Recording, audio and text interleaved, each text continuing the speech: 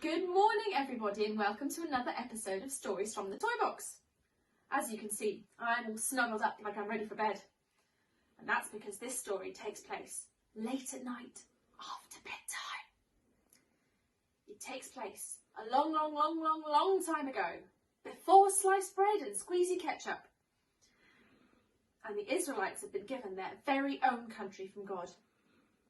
He decided that since he was their king, no man or woman should ever rule over them. Instead, he relied on special people called prophets to lead his people.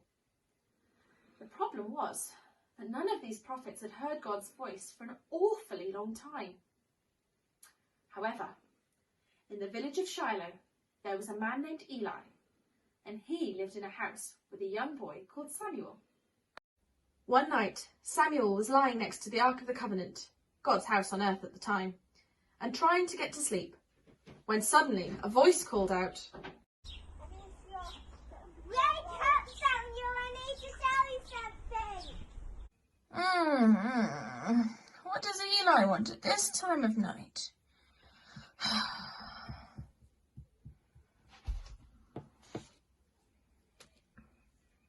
Eli, I'm here.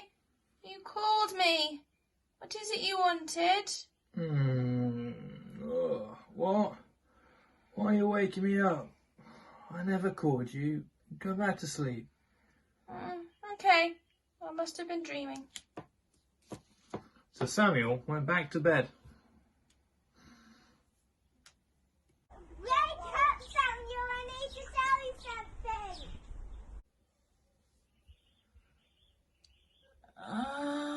Okay, Eli. I'm on my way.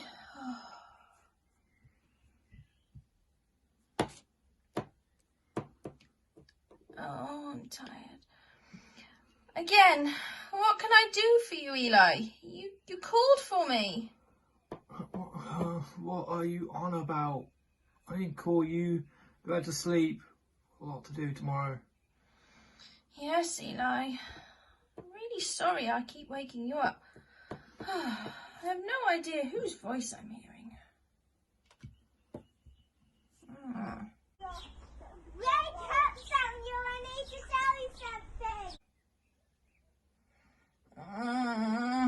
Okay, I have to sort this out once and for all.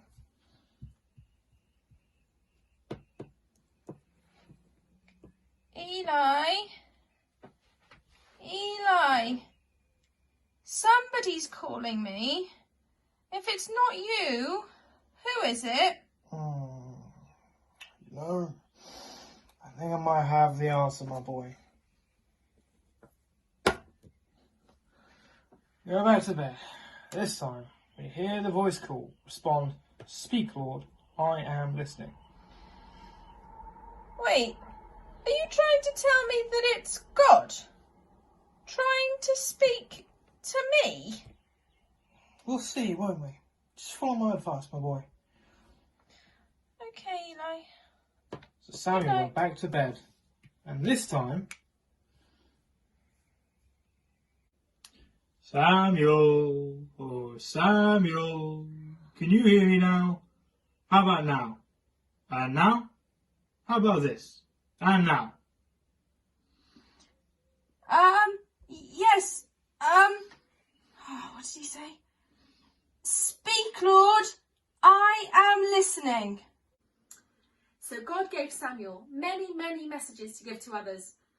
And God spoke to him for years and years and years. But no matter how many times God spoke to him, Samuel got just as excited as he did the very first time. The end. In that story, God spoke to Samuel with a voice that Samuel could hear with his ears. That doesn't happen very often these days, and most people tend to hear God maybe with their hearts or their imaginations, or in words or pictures or music, or maybe just through the voice of somebody else. Why don't you go and find a grown-up or somebody you trust and talk about the different ways that they hear God and the different things God has said to them? Maybe you could explore the different ways God might speak to you. But right now, I'm going to put the toys back in the toy box and come and join you for TV Church.